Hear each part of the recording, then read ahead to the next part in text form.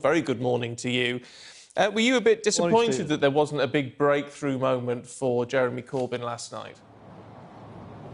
No, I think last night we saw a statesperson, dignified and consistent, and I think those values shone through.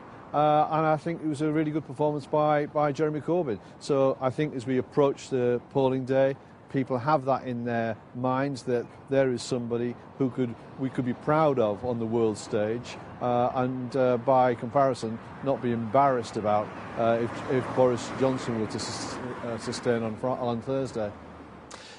You do know, though, to have a proper breakthrough and to close those polls, you do need a bit of a game-changing moment.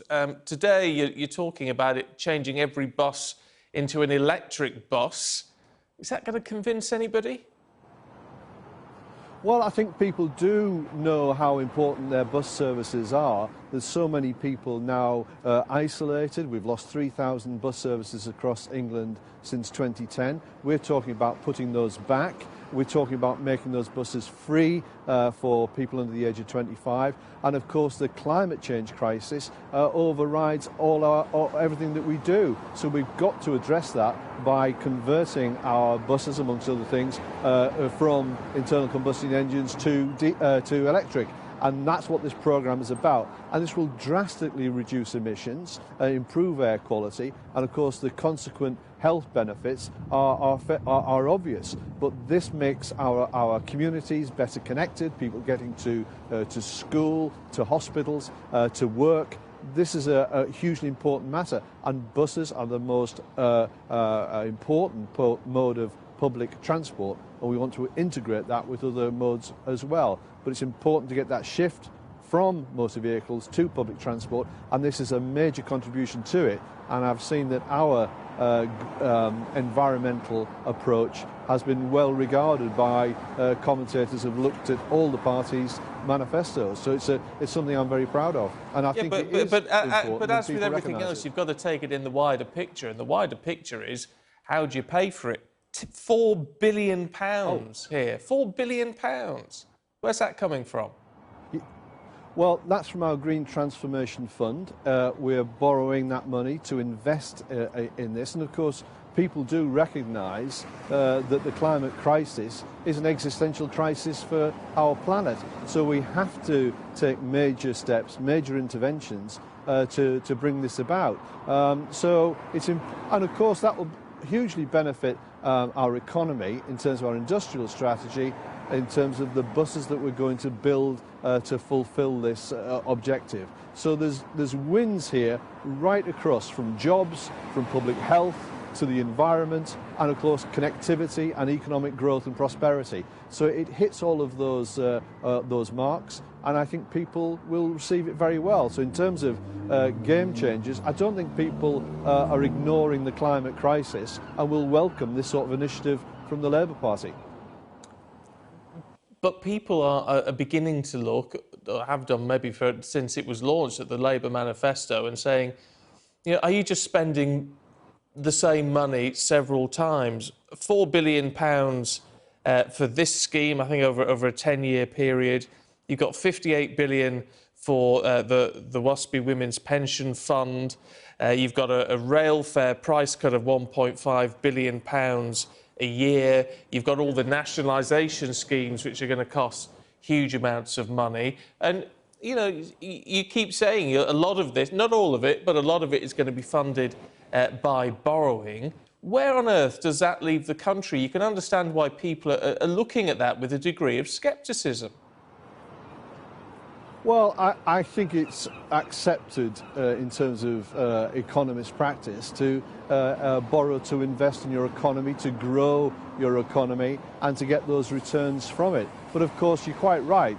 We've identified existing funds, and we've looked to the Vehicle Excise Duty Fund, and rather than have it dedicated in the way that the Tories would describe, we are saying that should be a sustainable transport fund, and utilise those funds to get that modal shift into cycling, into walking, into buses, to get young people able to use our public transport systems, and of course repair our local roads at the same time. So we're repurposing that fund that already exists in a more intelligent and responsive way to the crisis that we face.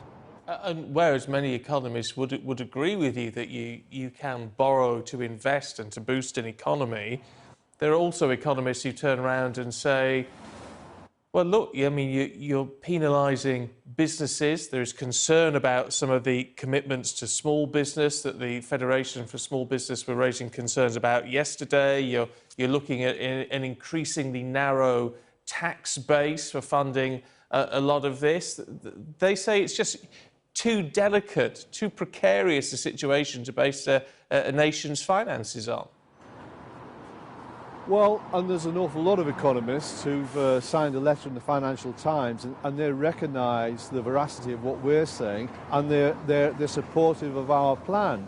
And of course, we're saying that 95% of the working population will pay no more tax, no more national insurance contributions, and we're looking to the very richest in our society and those corporate entities who've had the advantage of major tax cuts to pay a little bit more.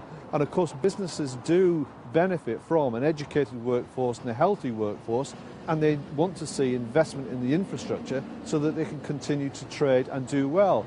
But in terms of small businesses, we are making sure that the rates of tax that they pay are markedly lower than the larger corporations. But importantly, Becky Long-Bailey has announced a business development agency that will assist small businesses to navigate their way through some of the complex procurement processes to enable them to prosper and secure contracts in that way. So there's a whole range of things that will benefit our entire economy, our entire communities.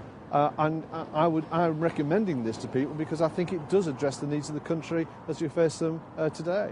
You said no more tax for those on lower and middle incomes. That's not true, is it? I mean, you may be making a commitment to no more income tax, but that doesn't mean no more tax. Well, it does. We're not going to be raising the rate of tax for 95% of the population. So we're looking to the top 5% to make their contribution, and they're able to do that. And I'm sure many will want to do that because they are not going to be prepared to continue to live in a country where we've got so many people homeless, with children in poverty, and we have a proliferation of food banks and soup kitchens in the United Kingdom in 2019. I think people are prepared to do that. And we are looking to people on lower incomes, and we're introducing a whole raft of measures that will financially be to their betterment in terms of not just raising their incomes in public services, increasing the minimum wage to £10 an hour, but all the other measures that we're introducing in terms of addressing heating costs by insulating homes and so on and so forth. John McDonnell has set that out, and people will be better off under a Labour government, and that is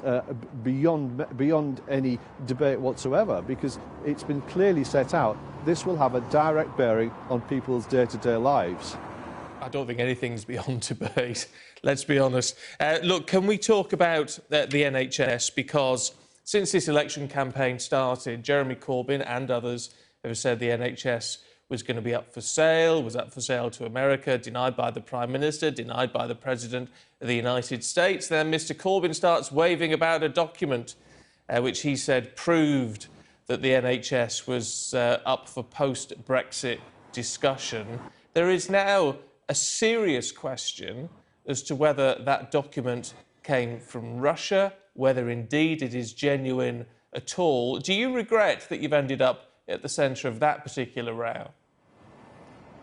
Well, let's just get it right, Stephen. The document came from Her Majesty's government, and there isn't anybody who was... Did it? I mean, there were questions raised only this week about whether it actually was a genuine document because of some of the language used in it. I think when you had Liam Fox, whether it was on your programme or another one, he didn't doubt the accuracy of that document. He didn't argue with its content. And I just asked the question, what are we concerned about? The veracity of the document or where it came from? And if a government spokesman person wants to come up and say, it's not our document, it is inaccurate, we have not had these meetings, Liam Fox was not in America having those conversations with American officials and American farmer, then so be it. But as I understand it, it isn't in doubt that it's a genuine document. And of course, you've just had a senior civil servant, a British senior civil servant in the United States, resigning because she's not prepared to put up with the half-truths that are professed by this government. We are effectively Let's be clear. Are you saying you don't care if this document effectively came from the Kremlin? I do, Stephen, and that is why I've repeatedly asked for the government to publish their Intelligence and Security Committee report. What have they got to hide? They really can't have it both ways. I want to know what's in that report. I do want to know the extent to which any other state would be interfering in our affairs, electoral or otherwise, but I also want to know what my government is doing on my behalf and on your behalf. And they're having conversations about the future of our NHS. We want to know, because if that's going to lead to vast increases in costs for our medication and our prescriptions, then that's going to be critically important. And if that undermines our NHS, we'll all live to regret it. So we have to have forgive me for interrupting, but I'm afraid this government isn't giving it. Sorry. It's a bit of a difficult circle to square, isn't it, when you're saying that you are concerned if this document came from Russia. It is looking like, according to companies like Reddit, that it was linked to Russia in some way, therefore some sort of interference in our electoral process. If you're uncomfortable with that, how can you be comfortable with Jeremy Corbyn waving it about at a news conference? Well, Stephen, is the document true? Is it accurate? Is what is in it accepted as being a genuine recital of the British government's position? I mean, surely what's more important, the veracity of the document or how it came to be in our hands? You've got to ask, this should worry us.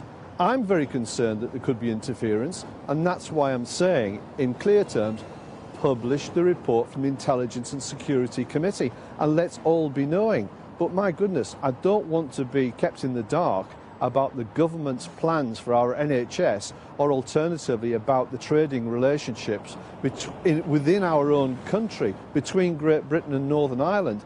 We should have that out in the open so we can all see what is being done on our behalf. And that's the issue at stake here.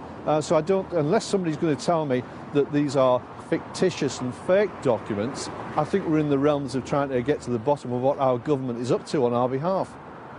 Andy McDonald, good to talk to you this morning. Thank you. Thank you.